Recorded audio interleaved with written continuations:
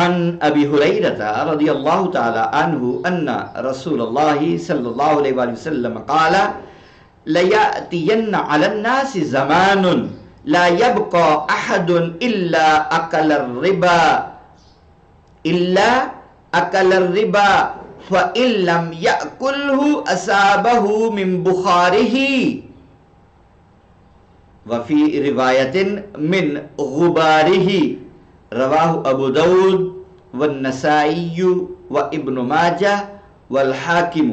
حضرت ابو ہریرہ رضی اللہ عنہ بیان کرتے ہیں کہ رسول اللہ صلی اللہ علیہ وآلہ وسلم نے فرمایا یقیناً لوگوں پر ایک ایسا دور بھی آئے گا جب کوئی شخص بھی سود سے محفوظ نہیں رہے گا۔ اگر کسی نے براہ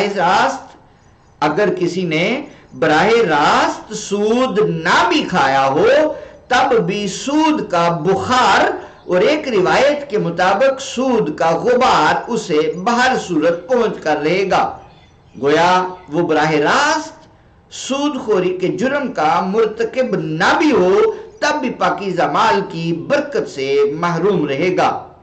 اس حدیث کو امام ابو داؤد، نسائی، ابن ماجہ اور حاکم نے روایت کیا ہے۔